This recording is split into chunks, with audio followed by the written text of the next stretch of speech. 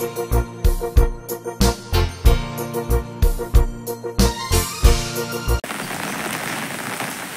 helai hi Puzakhu MLA ex MLA in Saklaya ni. Kay tihian achim rup maya ahlawam khot mai Puzakhu ex MLA in Saklay ani hi siya veng pui bazar ani bike le scooty pakhat amin pui boka amin me pop mai hai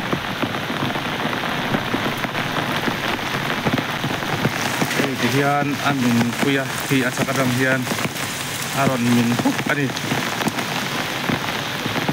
hi siya khachu ka chiat na koi lian tham theng om chun chun ni ka sia hian bike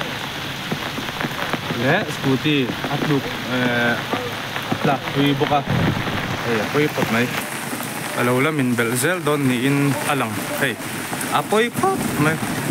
sum tam tak seng ti hian an sa ani a asak pon la sa zawlowa abante abimte an ti zaw to a chuan ni zanar gan ro sur char chara vainil le na sur boka hey ti hian achim rup mai ni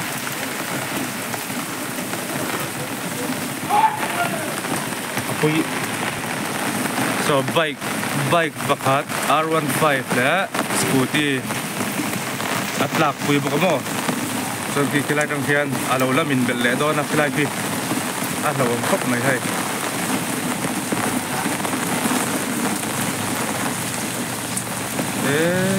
ten du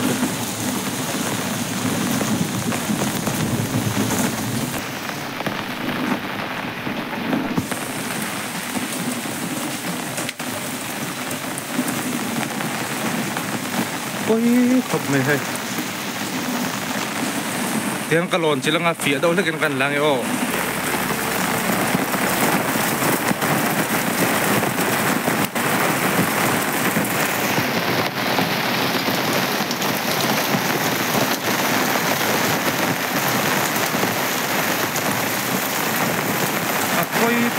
ta cái gì hết ôi khóc mày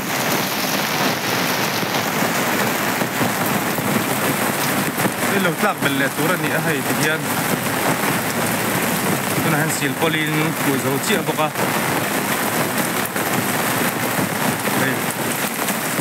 كلاي لون ينده وهي لو تلاقي لون بقني تجيان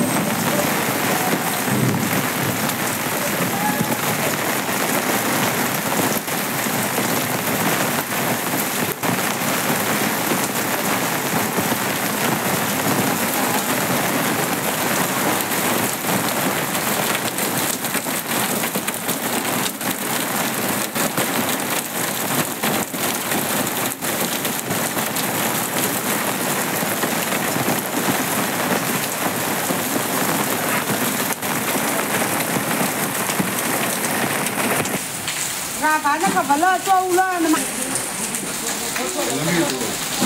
No.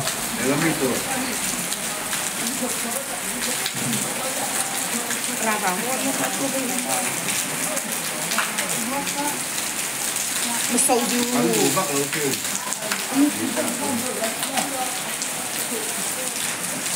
Mà sầu phải lo cho bố. Mà sầu không. Mà sao khoa phía tới tiêu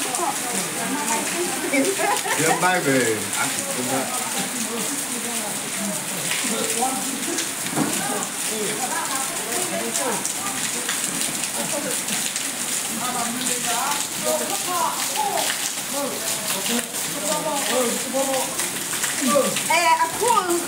Khoa lấy không số Tao khu trả khoa ra và ăn thao khoa.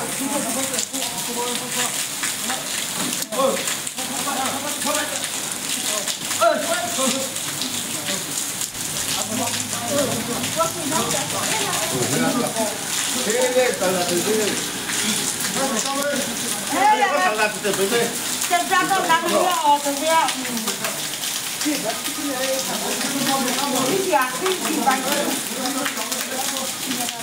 hello. Mình ra là cái cái gì cái này nó bây giờ là nó không bao giờ là cái gì con cái nào rồi bánh ra là nó không có cái trong bánh